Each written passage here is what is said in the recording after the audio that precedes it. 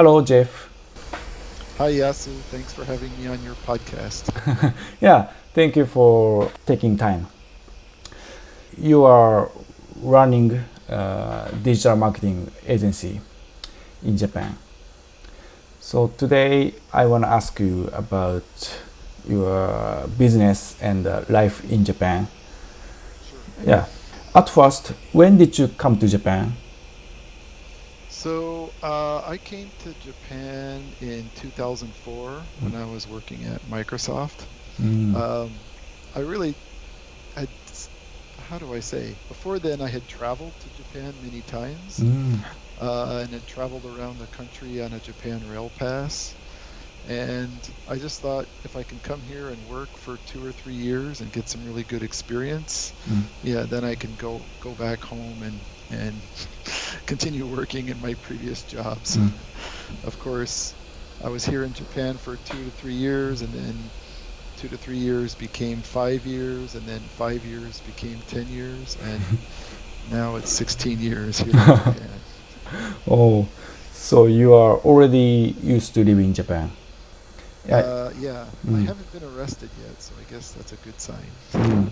Yeah, good, good. Before you came to Japan, you worked at Silicon Valley, Yes, that's right. and you worked at Microsoft. Yeah, so actually, I started at Apple right Mm. out of school, and there was a time where I used to be a developer on the Mac OS. Mm. Um, and I worked at Apple for 9 years. And then I left Apple and I joined a small startup company. Mm. And then that startup company got bought by Microsoft. so, Mm. so that's how I switched from Apple to Microsoft.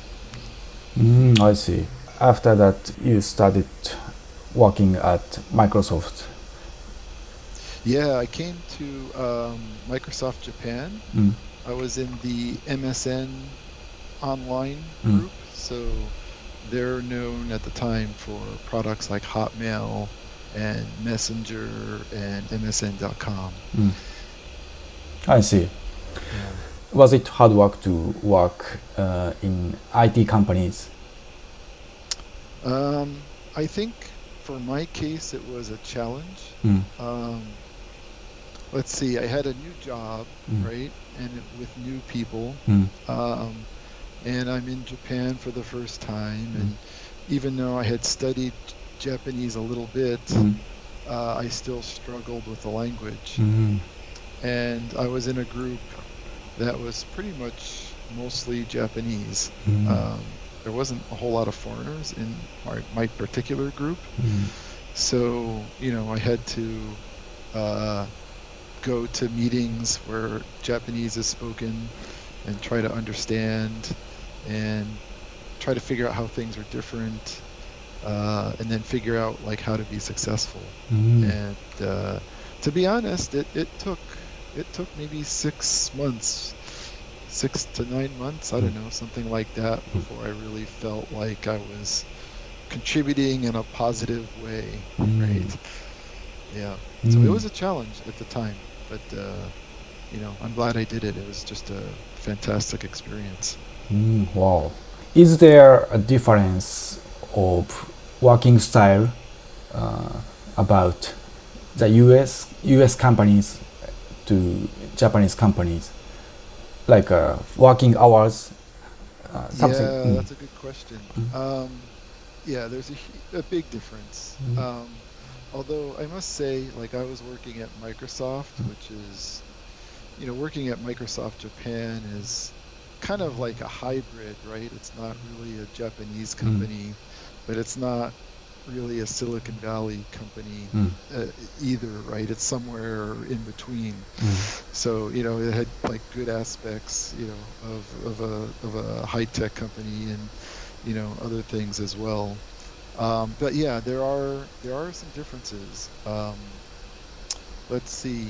I think people in Japan tend to work later hours, Mm. longer hours. Um, I think, yeah, here in Japan, we were working a lot of times till 9, 10 o'clock at night. And Mm. then the equivalent same team, right? In the U.S., they'd all leave at like 5:30, to go home with their families. So, so there was some maybe cultural differences in the way, people spend their time, at work. But there's other differences as well. Trying to think of one thing. Here's a big one. Here's a big difference that you see, and you don't realize it right away, but you realize it over time, and that is the importance of relationships. So I've come to realize that the U.S. is a very task-oriented business culture. So they're very focused on getting the task done, right? On time, good performance, right? Within budget. By comparison, I think Japanese business culture is much more focused on maintaining the relationship, and relationships are really, really key. Perhaps even more so than, say, like your company relationship, because I see this even in this high-tech world in Tokyo. People do bounce or move from company to company, but maintaining those relationships, as I've learned, is really, really important. And a lot of times, I think a lot of foreigners get frustrated, like, why are the Japanese doing it this way? And they don't realize that there's this whole other decision structure, thought process that's going around in the background. And a lot of the time, it's all because of relationships, and I think a lot of foreigners fail to see that or understand that. Yeah, right. I understand. Because I was employee before. I worked at IT company. It's a Japanese company. So the connection relations are very important in the company. And I worked until midnight often. So working hours is very long. Yes, yeah. Japanese workers are dedicated. Now, just to be clear, there have been times in my life where I've worked till midnight, 3 a.m., 4 a.m., in Silicon Valley.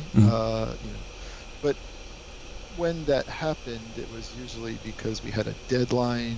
The whole team was working together. We had to ship a product. Silicon Valley, we got our very high task-oriented culture, right? Got to ship a product by this date.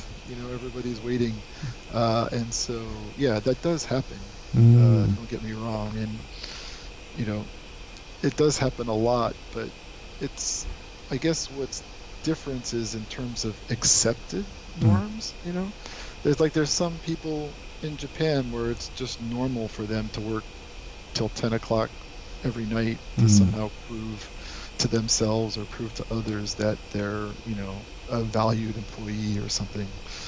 So I kind of wish it would stop, to be honest. I really wish if I could change things. I really wish more Japanese workers would just focus on quality, and then go home, all right, and do something else. Because your brain is only capable of a certain number of hours of extremely focused activity per day, right?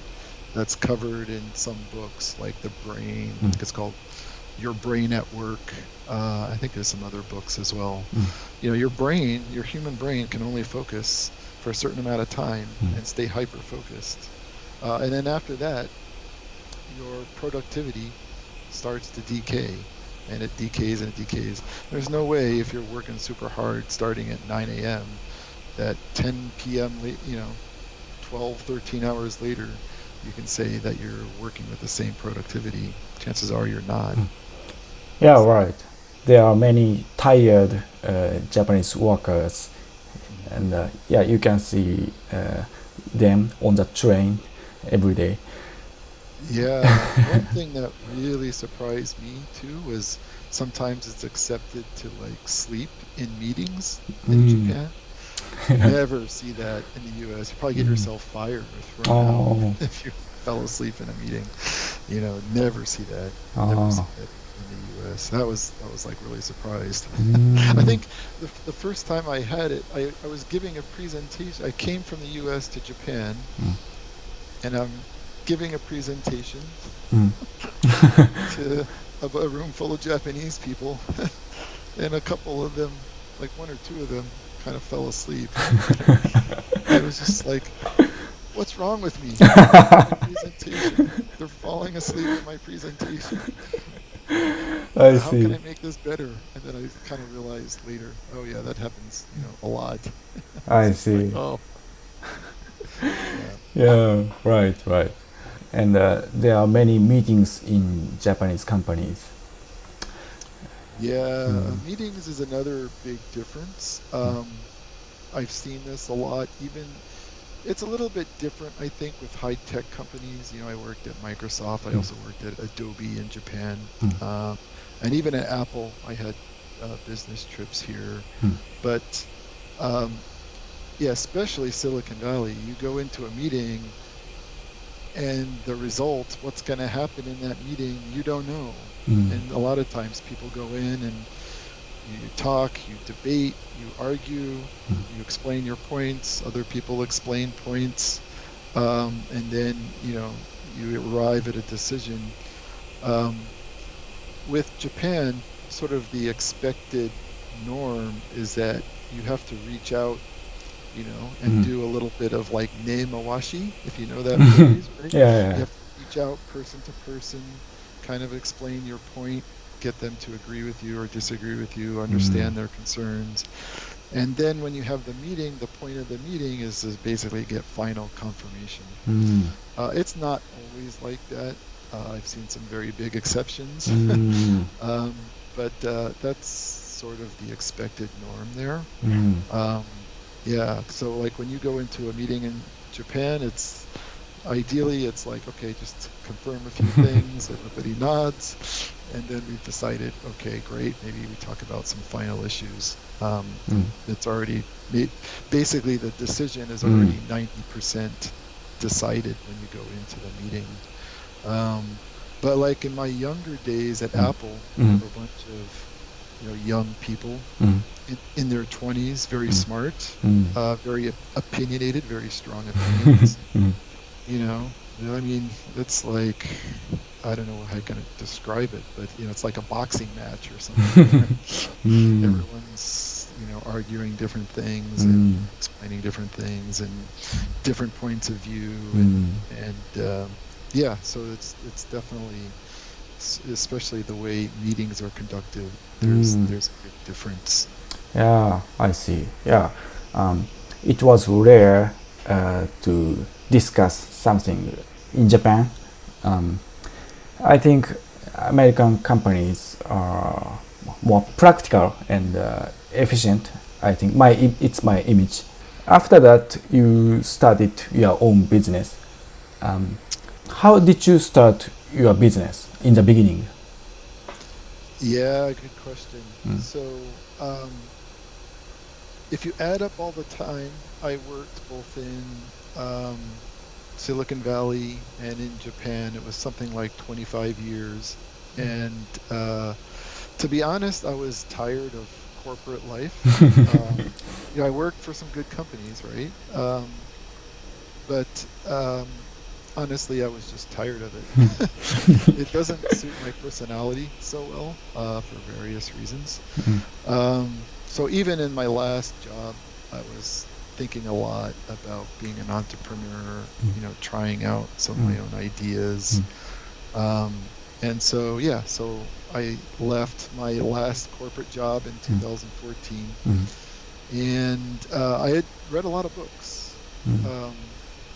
Lean Startup is a very good book to read. Mm. There's many other books about starting your own company Mm. and how to test your ideas, Mm. how to get your first customer, Mm. that type of stuff. And so, following a lean startup, I started a company, Mm. and the concept was to sell digital marketing services Mm. to the group that I thought needed it most, which Mm. was not English teachers, music teachers Mm. and dance teachers, like Mm. music schools and dance schools, because their digital marketing is so awful. Mm. And they need clients, right? They need students. And Yeah. so I had pretty much devised a low cost lead generation type process Mm. for them to get students. And it didn't work. I learned how hard it is to get. I mean, it spent months and months and months to convince four dance studios to adopt this service, um, and it didn't bring me enough income, you know. Oh. And so I realized maybe 9 months into it, Mm. 9 months, I had four studios, Mm. and I just realized that the financial numbers weren't going to work. Mm. No matter how hard I tried, it was Mm. too much effort. It was too expensive on my side Mm. to acquire a customer. Mm. So I shut it down. So I started a company fast, and then a year later, I shut it down, Oh. which I think is like a really good learning lesson, to be able to start Mm. fast and then, see what it's like to get a few customers, and then fail fast. So Mm. These customers are Japanese. for this particular one, these were Americans, Mm. actually. So even though I was in Japan, I Mm. had an online service that was Mm. targeting dance schools Mm. and music schools in the US. Mm. So yeah, so that was part of the problem too, Mm. is even though I was in Japan, Mm. I was still going to have to see people face to face or go to events and stuff like that. So that also made it hard. But yeah, I shut it down for a number of reasons, but I think the biggest reason was it just wasn't going to work financially. Mm. So but at the same time, Mm. I was doing that. I started doing consulting on the side to Mm. help pay for what I was doing. Mm. So I started helping people with like their Google AdWords Mm. advertising, or Google Analytics, Facebook advertising, that type of stuff. Mm. So I got one customer, I got another customer, and I started getting more and more customers, and eventually incorporated, which is to what the agency is now. Now it's called Zo Digital Japan. Mm. So Zo, of course, means elephant Mm. in Japanese. So and now I have staff, I have people working for me. We have clients from around the world trying to bring their business into Japan. We also have foreign-friendly Japanese companies that want to appeal to a Japanese audience or a foreign audience, and that's what I do now. It's just running this agency full time and keeping it. I see. Wow. So it is your second company, you mean? Yeah, you could say that. Yeah, you could say it's my second company. I see. Wow. The first one was a failure. I see. Yeah, maybe. If I can add one thing, that's a big interest. That's a big difference, I think, in Japanese culture versus like American culture, even Western culture. Is I think people respect you a lot, even if you start a company and it fails. In the US? In the US, yeah. But in Japan, if you say, I started a company and it failed, and people are like, oh, it's they kind of treat you like you lost your wife or something, somebody died in your family or something like that. Nobody wants to talk about it or anything. So I think Uh, Another thing I wish I could change about Japanese culture is I often wish that, yeah, if they just embrace failure a little bit more often, Yeah. that, people could be more successful. Yeah, I agree with you. It is one of the big problems in Japan. Um, Mistakes are evil in Japan, so they don't want to try new things so much. Yeah. Mm.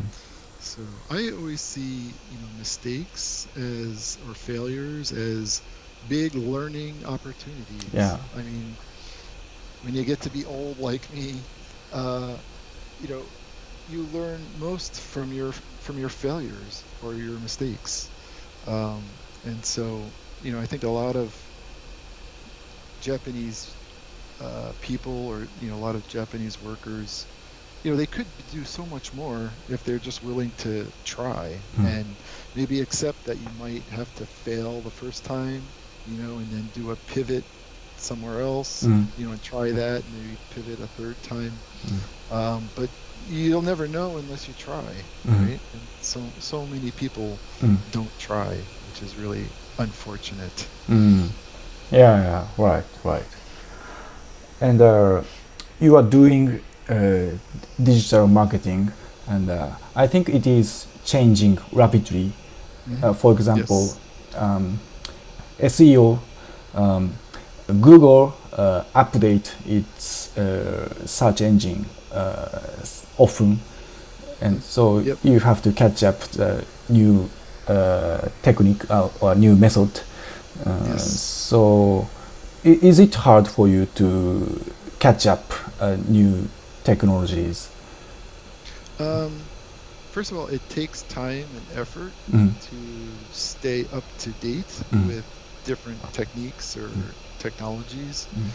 But I come from a technical background, right? I used to be a software guy. Oh, yeah, yeah.